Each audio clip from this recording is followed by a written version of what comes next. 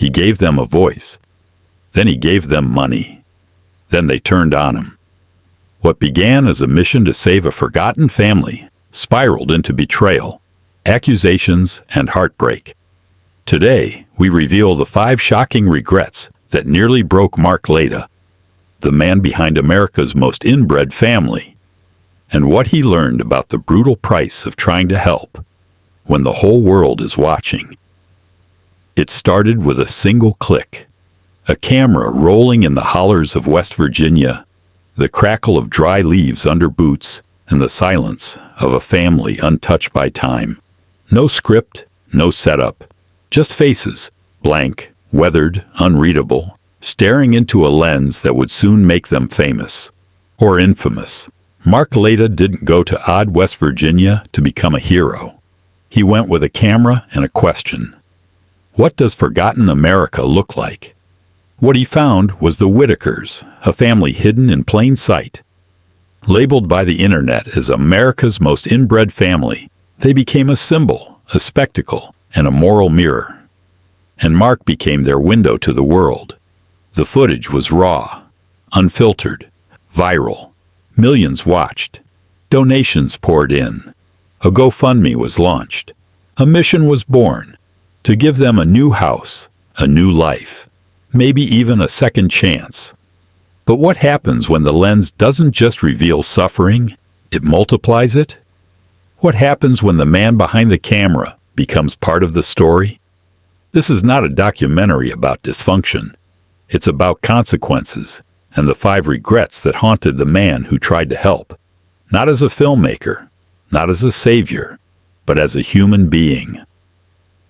At first, Mark Laita stood at a distance, a witness, not a participant. He filmed, listened, edited. The YouTube channel. Soft White Underbelly was built on that promise, to show the unseen without intervening. But some stories refused to stay on the other side of the lens. The Whittakers were different. It wasn't just poverty. It wasn't just disability. It was the silence between them. The barking. The way time seemed to stop at their doorstep. And somewhere between the first handshake and the first upload, Mark crossed an invisible line. He wasn't just telling their story anymore. He was stepping into it. The video exploded. Tens of millions watched. People cried, commented, donated. A fundraiser was launched with one goal: buy the Whittakers a new home. Something clean, safe, dignified. Mark became more than a documentarian. He became their advocate, their treasurer, their only connection to a world that had suddenly taken interest, then just as suddenly demanded results.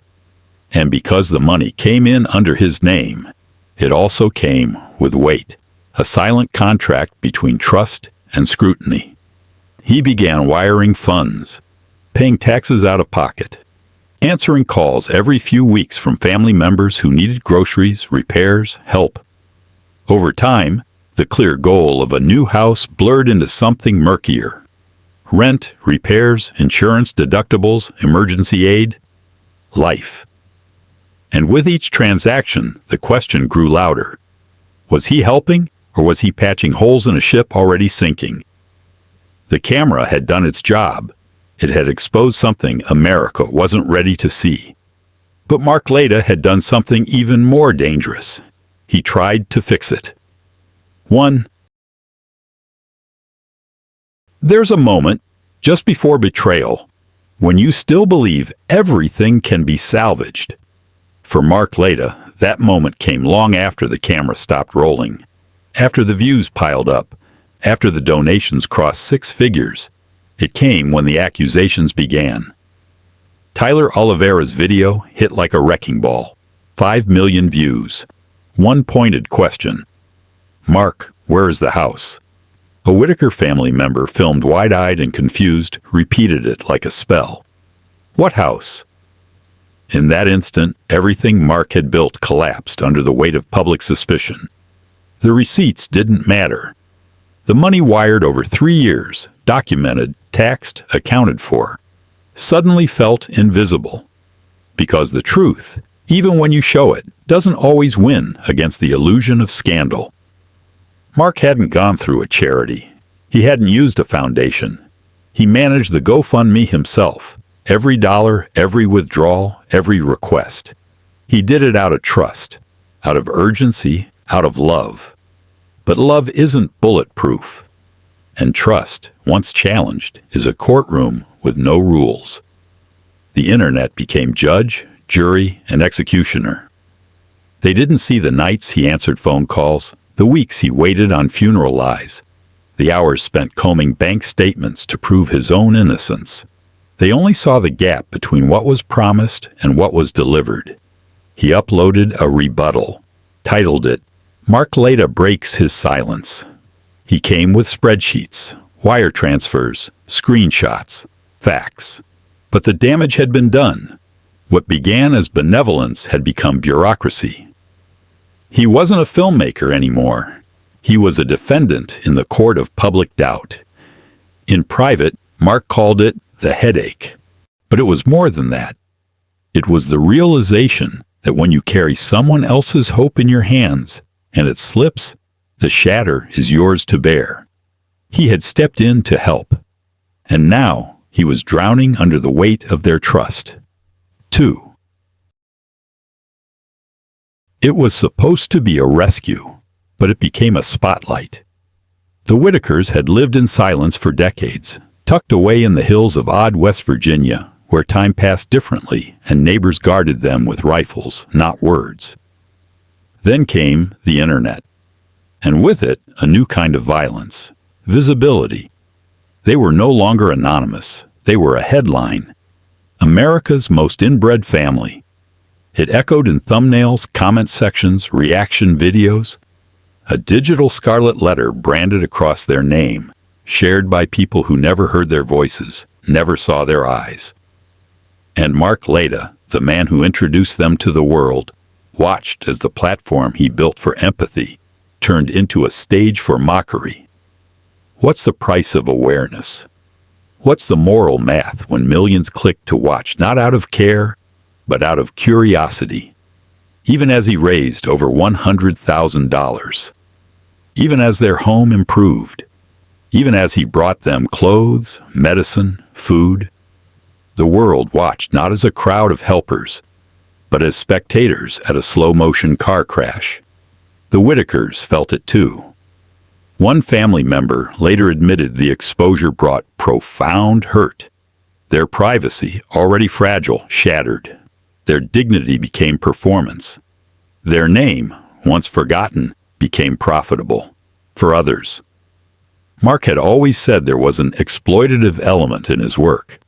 But now it wasn't theory. It was personal. No amount of help could undo what had been unleashed. They didn't just go viral. They became permanent residents of a digital zoo, filmed, judged, and remembered not as people, but as content. And for Mark, that realization cut deeper than any accusation.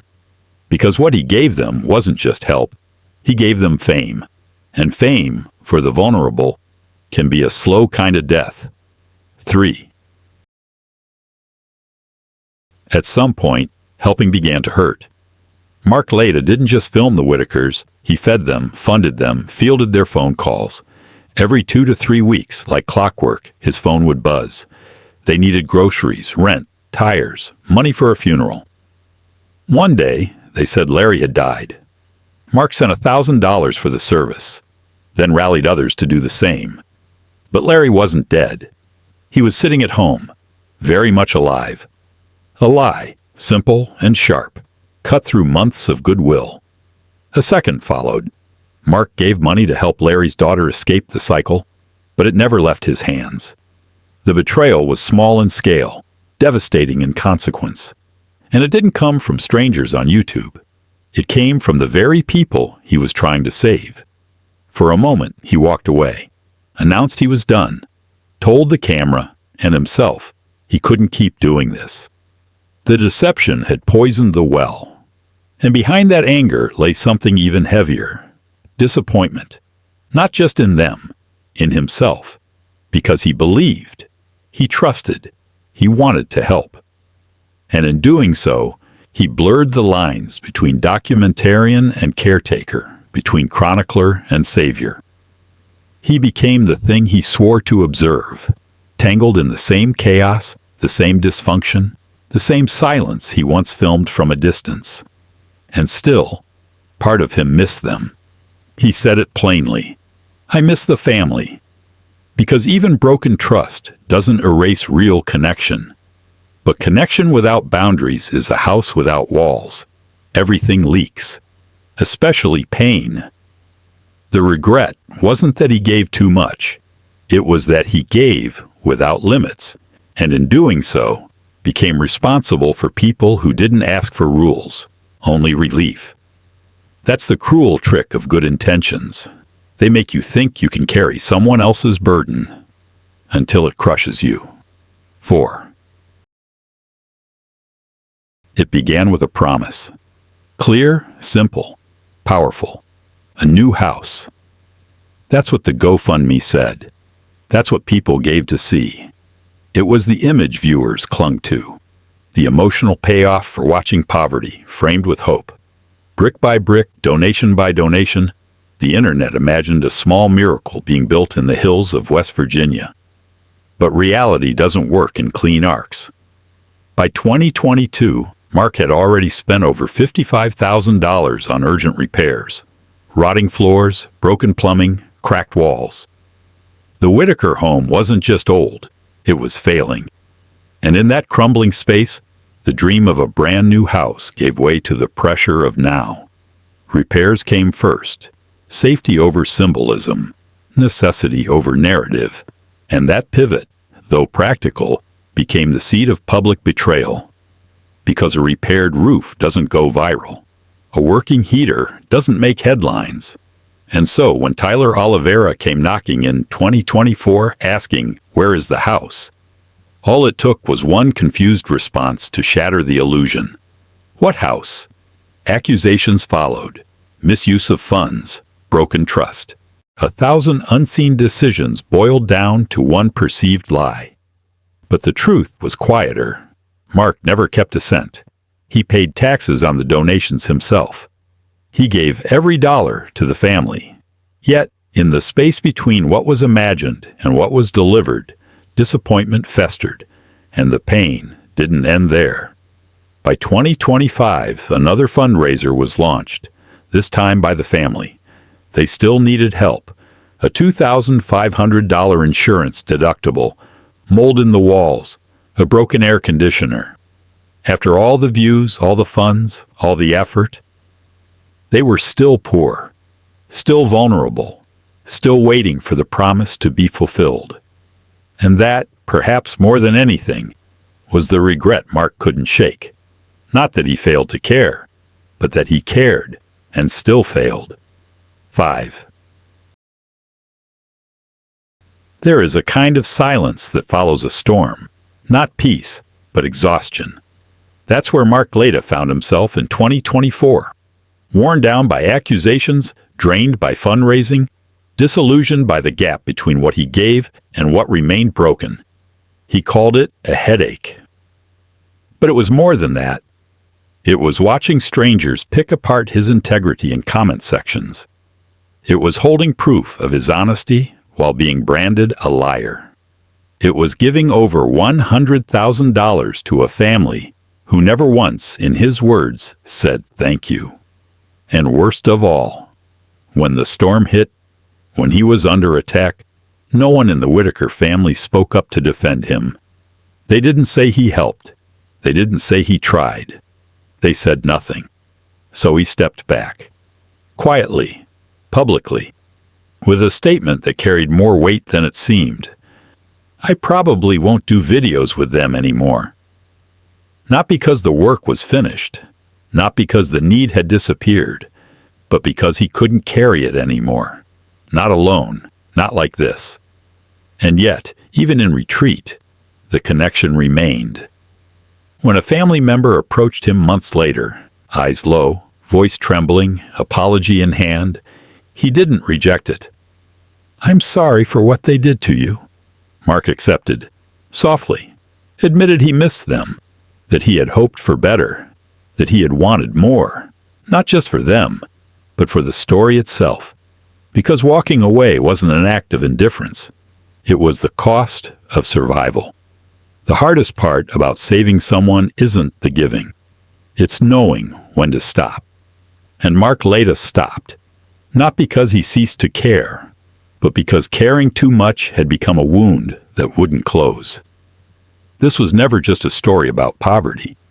Not really. It was about what happens when one man tries to hold back an entire tide with nothing but good intentions and a camera. Mark Laita didn't find the Whittakers. He collided with them. A quiet, collapsing family and a filmmaker with a mission to show America what it refuses to look at.